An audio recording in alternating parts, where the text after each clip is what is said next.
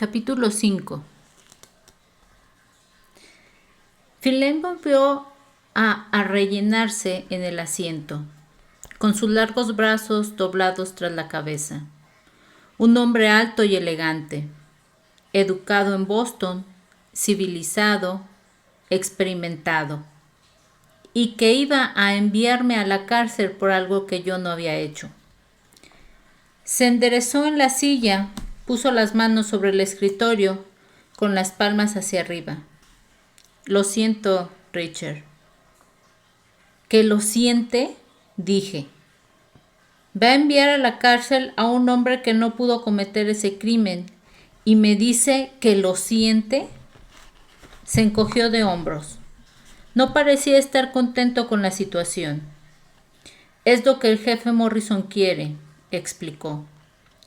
Dice que lo que hay que hacer está claro, que nos olvidemos del asunto durante el fin de semana. Y Morrison es el jefe. ¿Comprende? Tiene que ser una broma, dije. Ese hombre es un cabrón. Está diciendo que Stevenson es un mentiroso, que su propio agente es un mentiroso. No exactamente. Finlay se encogió de hombros. Lo que está diciendo es que posiblemente se haya tratado de una conspiración. Posiblemente, ¿ya me entiende? Es posible que Hubble no estuviera físicamente allí, pero que lo hubiera contratado a usted para cargarse a ese hombre. Una conspiración, ¿ya me entiende? Hubble ha confesado porque le tiene miedo a usted y no se atreve a acusarle directamente. Morrison cree que se dirigía usted a casa de Hubble para cobrar su dinero cuando le echamos el guante. Cree que por eso estuvo esperando las 8 horas y que por eso Hubble hoy estaba en casa. No fue a trabajar porque estaba esperando su llegada para pagarle el dinero. Guardé silencio. Estaba preocupado. El jefe Morrison era peligroso. Esa teoría suya resultaba plausible.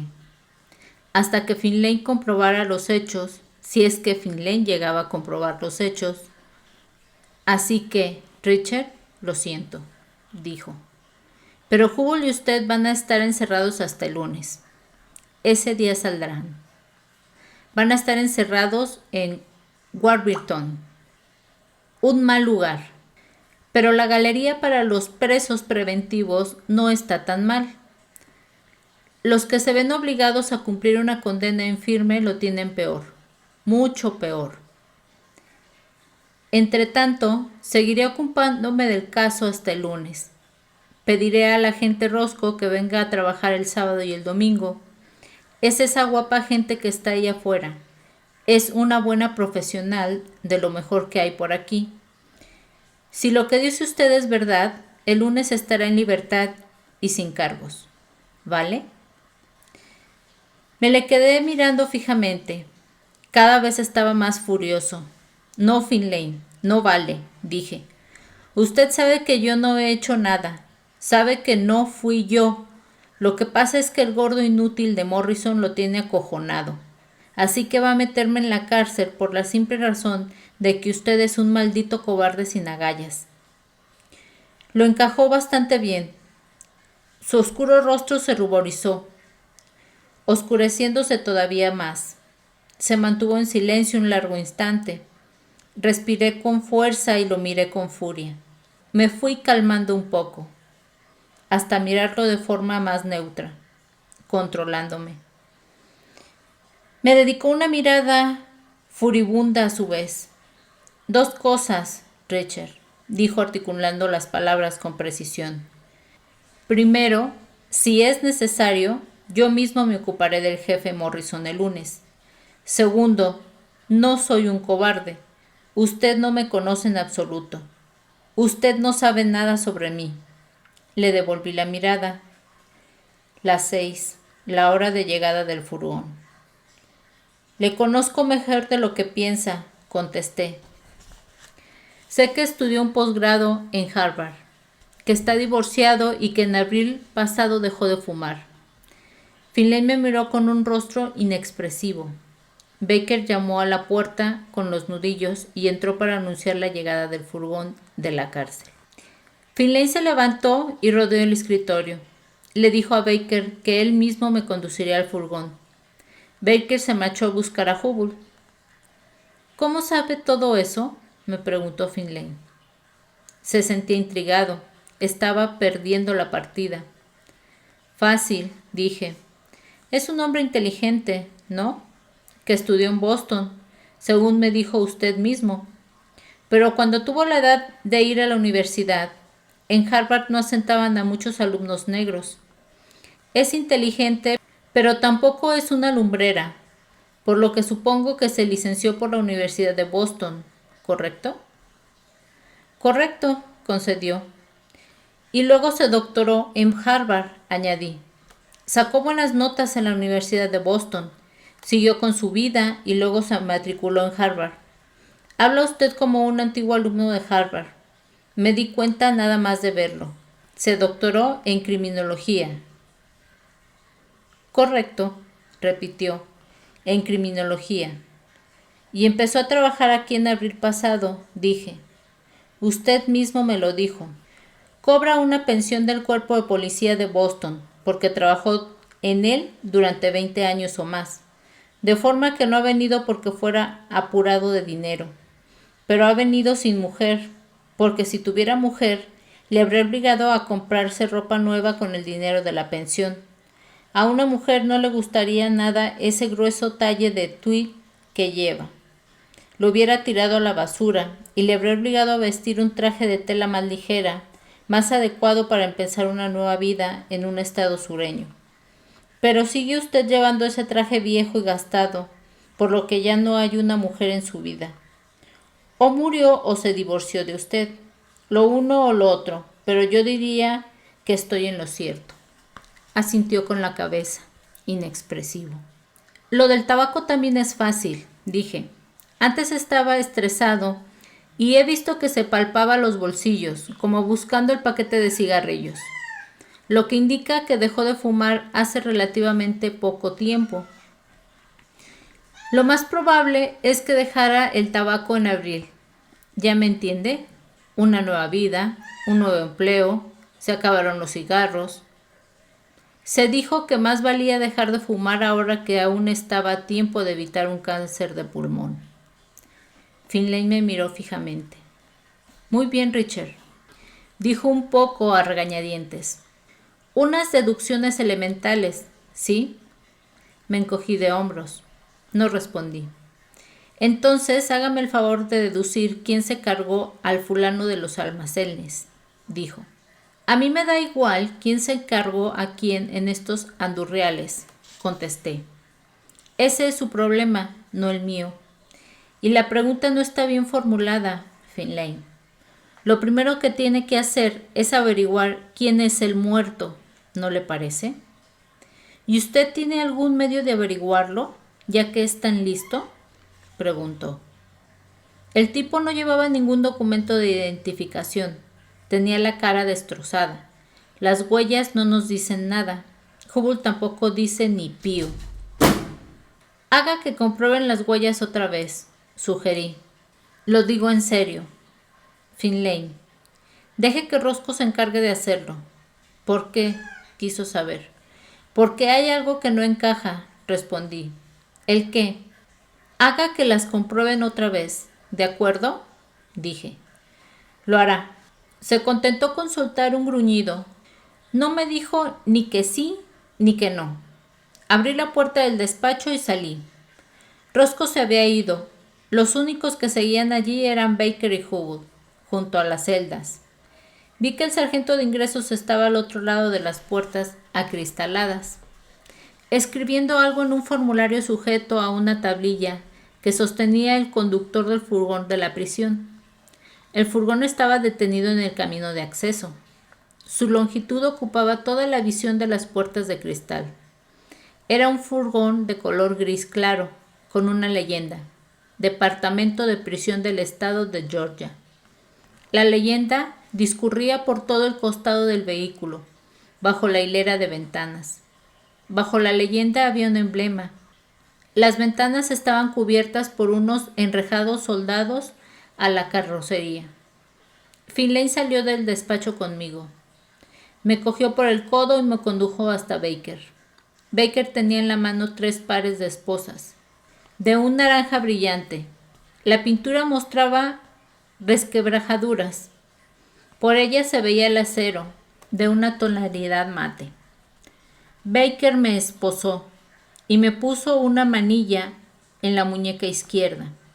Abrió la celda de Hubble e indicó al asustado ejecutivo que saliera. Inexpresivo, con la mirada confusa, Hubble salió. Baker agarró la manilla de las esposas que colgaban en mi muñeca izquierda y la cerró en torno a la derecha de Hubble. A continuación ajustó el tercer par de esposas a la muñeca de Hubble. Ya estábamos preparados para salir. Quítale el reloj, Baker, dije, o se lo quitarán en la cárcel. Asintió. Sabía lo que yo quería decir. Un tipo como Hubble podía perder muchas cosas en la cárcel. Baker soltó la cadena que sujetaba el pesado Rolex a la muñeca de Hubble. La cadena del reloj no pasaba por encima de la manilla de las esposas, de forma que Baker tuvo que tomarse su tiempo, abrir la manilla y volvérsela a poner. El conductor del furgón entreabrió la puerta y nos miró fijamente. Un hombre con un horario de trabajo. Baker dejó caer el reloj de Hubble sobre el escritorio más cercano, justamente allí donde mi amiga Roscoe había dejado su vaso de café. Muy bien, amigos, vamos de una vez, dijo Baker. Nos condujo hacia las puertas. Salimos y nos cayó encima toda la solana. Esposados juntos, no era fácil caminar. Antes de llegar al furgón, Hubble se detuvo. Levantó la cabeza y miró en derredor con atención. Estaba mostrándose más precavido que Baker o el conductor del furgón. Quizá tenía miedo de que lo viera algún vecino, pero no había nadie cerca. Estábamos a 300 metros al norte del pueblo. La aguja de la iglesia estaba lejos. Fuimos andando al furgón bajo el calor de la tarde. El sol bajo hacía que sintiera un hormigueo en la mejilla derecha.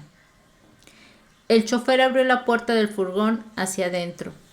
Hubble entró, andando como un pato y de medio lado. Lo seguí. Se volvió con torpeza en el pasillo. El furgón estaba vacío. El conductor hizo que Hubble tomara asiento en uno de los asientos delanteros. Corrió la persiana de la ventanilla. Me empujaron hacia adelante, haciendo que me sentara. El conductor se arrodilló ante el asiento situado al frente y esposó nuestras muñecas exteriores a la barra de cromo que rodeaba el asiento. Sacudió cada una de las 3 esposas, la una después de la otra, para asegurarse de que estaban bien sujetas. Lo entendí, yo también había hecho ese trabajo.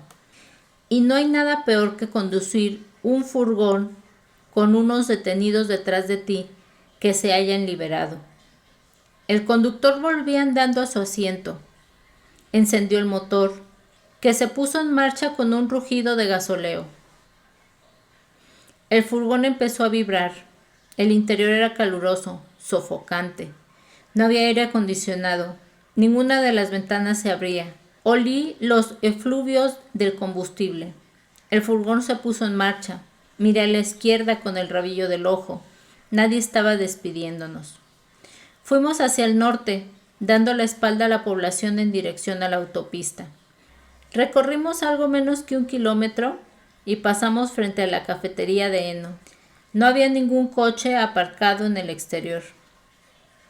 Aún era pronto para la cena. Seguimos dirigiéndonos al norte durante un rato. Después enfilamos la curva pronunciada de un desvío a la izquierda. Salimos de la carretera del condado y fuimos en dirección este por una carretera secundaria entre campos de cultivos. El furgón traqueteaba ruidosamente, dejando atrás infinitas hileras de matas y los infinitos tramos de tierra rojiza entre las hileras. Frente a mí El sol estaba poniéndose. Una gigantesca bola rojiza se cernía sobre los campos. El chofer había bajado la visera antirreflejos. En ella estaban impresas las instrucciones del fabricante para la conducción del furgón. Hubble daba botes en el asiento a mi lado. No decía palabra. Estaba medio desplomado en el asiento, con el rostro mirando al suelo. Tenía el brazo izquierdo en alto, esposado a la barra de cromo, emplazada al frente. Su brazo derecho descansaba inerte entre nosotros. Seguía llevando el costoso suéter sobre los hombros. Allí donde antes estaba el Rolex, ahora había una franja de piel blanca. La energía vital se había esfumado de su cuerpo. Hubble estaba paralizado por el miedo. Fuimos durante casi una hora, entre sacudidas y traqueteos, a través del amplio paisaje. Un bosquecillo apareció brevemente por mi lado, y entonces vi una estructura que se erguía a lo lejos, aislada entre hectáreas y hectáreas de tierras de cultivos. Recortada en el bajo sol, daba la impresión de ser una excrescencia del infierno, una cosa surgida sobre la corteza de la tierra, un complejo de edificaciones, similar a una fábrica de productos químicos o a una central nuclear, gigantescas cajas de hormigón y escaleras de metal reluciente, tuberías por todas partes, de las que salían nubecillas de vapor, todo rodeado por una valla punteada por torres de vigilancia. Al acercarnos vi haces de luz que trazaban arcos sobre alambres de espino, focos reflectivos y fusiles de las torres.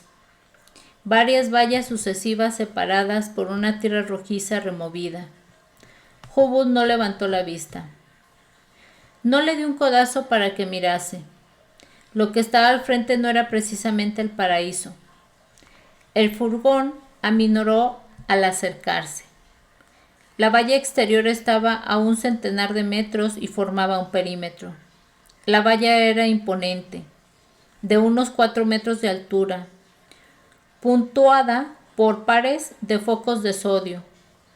Un foco de cada 2 estaba dirigido hacia el interior, cubriendo unos 100 metros de tierra removida.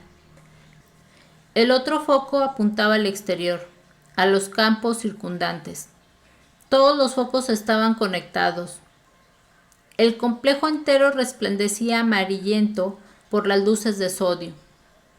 La luminosidad era brillante de cerca. Las luces amarillas aportaban un desagradable tono cremoso a la tierra rojiza. El furgón se estremeció hasta detenerse. El motor vibró un momento y se paró. La escasa ventilación desapareció por completo. El calor era asfixiante. Hubble finalmente levantó la vista. Miró a través de sus gafas de montura dorada. En derredor y a través de la ventana soltó un gemido de desespero y abatimiento. Agachó la cabeza. El conductor estaba esperando la señal procedente de la garita de control de la primera valla. El guardia estaba hablando por un radioteléfono. El chofer volvió a poner el motor en marcha y el vehículo arrancó. El guardia le hizo una señal con el radioteléfono en la mano, dándonos permiso para entrar. El furgón avanzó y entró en una especie de enorme jaula metálica. Pasamos junto a un rótulo: Penitenciaría de Warburton, Departamento de Prisiones del Estado de Georgia. Un portón se cerró a nuestras espaldas. Nos quedamos encerrados en la gran jaula alambrada. Un portón se abrió al frente. El furgón lo cruzó. Recorrimos 100 de metros y llegamos a la siguiente valla, tras la que había otra jaula para vehículos. El furgón entró. Se mantuvo a la espera y luego siguió adelante. Continuamos hasta llegar al mismo corazón de la prisión. Nos detuvimos frente a una especie de búnker de hormigón, el área de ingresos. El ruido del motor retumbaba entre el hormigón que nos rodeaba. El motor se apagó y las vibraciones y el ruido metálico se dieron paso al silencio. El conductor se levantó del asiento y anduvo por el pasillo, con la cabeza agachada, apoyándose en los respaldos. Cogió las llaves y abrió las esposas que habían estado sujetándonos al asiento delantero. Muy bien, amigos, vamos de una vez, dijo con una amplia sonrisa. Empieza la fiesta. Nos levantamos de los asientos y echamos a andar trabajosamente por el pasillo del furgón. Hubble tironeaba de mi brazo izquierdo. El conductor nos detuvo antes de llegar a la puerta. Nos quitó los 3 pares de esposas y las dejó caer en un compartimento situado junto a su asiento. Tiró de una palanca y abrió la puerta. Salimos del furgón. Una puerta se abrió frente a nosotros y un guardia salió por ella. Nos llamó. Estaba comiéndose un donut y hablaba con la boca llena. Tenía un bigote de azúcar glaseado sobre el labio superior. El hombre no era muy ceremonioso, desde luego. Entramos por la puerta y pasamos a un pequeño cuarto con paredes de hormigón, sucio a más no poder. En torno a una mesa de madera pintada había varias sillas de saldo. Al otro lado de la mesa había otro guardia, que estaba leyendo el papel de una baqueteada tablilla que tenía en las manos. Siéntese, haga el favor, dijo. Nos sentamos. Se levantó. Su compañero del donut cerró la puerta exterior y se situó a su lado. Vamos a poner las cosas en claro, dijo el de la tablilla. Ustedes dos son Richard y Hubble, recién llegados de Malgrave. No se les acusa de ningún delito. Están retenidos mientras sigue la investigación. No se ha solicitado la libertad condicional. ¿Han oído lo que acabo de decir? No se les acusa de ningún delito. Eso es lo principal. Por consiguiente, van a librarse de mucha de la mierda que habitualmente hay en un sitio como este. ¿Entendido? No van a llevar uniforme. No van a pasar por prevención. No van a sufrir muchas molestias. ¿Está claro? Van a estar bien alojados en la última planta. Vale, dijo el del donut. A ver si me explico. Si fueran unos presos de verdad, ahora mismo estarían registrándolos a conciencia, introduciéndoles los dedos por todas partes sin miramientos. Tendrían que ponerse el uniforme y luego les meteríamos en la planta de los reclusos permanentes, con todos los demás animales. Y después nos quedaríamos a mirar el espectáculo desde fuera para divertirnos un poco. Oído barra. Vale, dijo su compañero. Lo que les estamos diciendo es que no tenemos pensado ponérselo difícil. Así que, por su parte, tampoco nos los pongan difícil. ¿Entendido? En este puto centro falta un montón de personal. Hace poco que el gobernador despidió a la mitad de los funcionarios. ¿Saben? Hay que equilibrar el presupuesto. ¿Saben? Por eso no tenemos los hombres necesarios para hacer nuestro trabajo como está mandado. Hacemos lo que podemos, pero en cada turno tenemos que arreglárnoslas con la mitad del personal. ¿Entendido?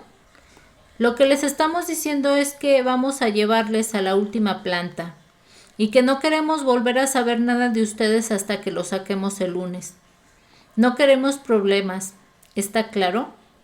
No tenemos el personal necesario para manejarnos con problemas, ni en las galerías de los presos permanentes, ni tampoco en las de los preventivos. ¿Me entienden? A ver, Hubble, ¿me he explicado bien? Hubble levantó la vista, lo miró y asintió de forma inexpresiva, sin decir palabra.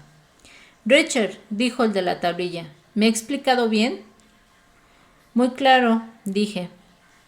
Lo entendía. El hombre estaba casi sin personal por causa de los recortes. Mientras sus amigos estaban cobrando el paro ¿Qué iba a decir? Bien, dijo, voy a terminar de dejarle las cosas claras. Mi compañero y yo terminamos el turno a las 7. Dentro de un minuto más o menos, y no vamos a quedarnos más rato por ustedes, amigos. No queremos hacerlo, y el sindicato tampoco nos los permitiría. Así que vamos a cenar, y luego se quedarán aquí encerrados hasta que haya el personal suficiente para conducirlos arriba. No habrá personal suficiente hasta que se apaguen las luces, hacia las 10 de la noche o así. ¿Está claro?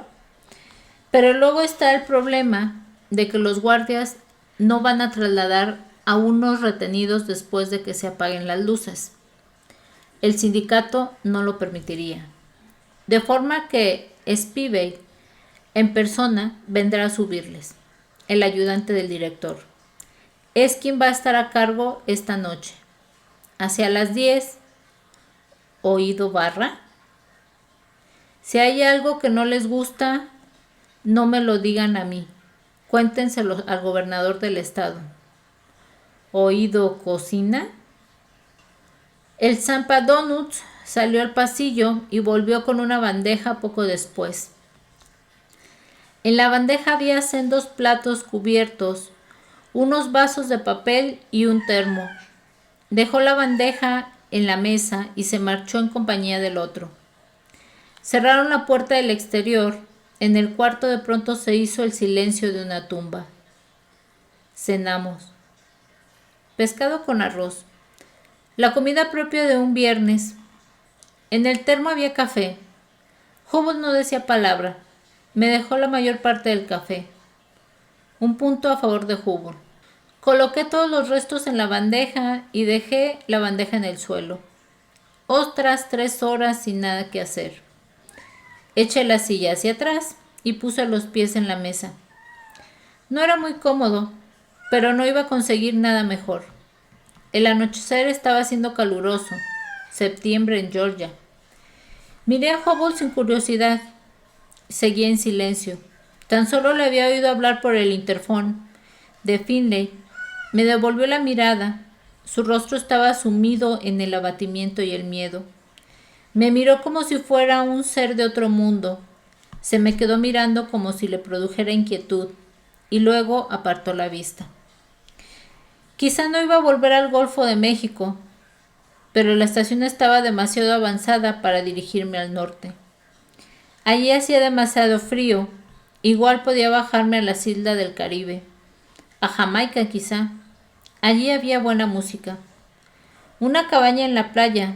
Podía pasar el invierno en una cabaña en la playa jamaiquina, fumando medio kilo de hierba a la semana, haciendo lo que sea que hacen los jamaiquinos, quizá fumando 1 kilo entero de hierba a la semana si compartía la cabaña con alguien.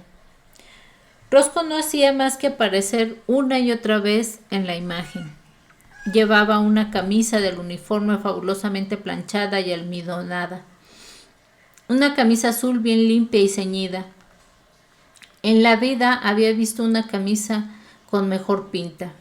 En una cabaña bajo el sol de Jamaica seguramente no la necesitaría.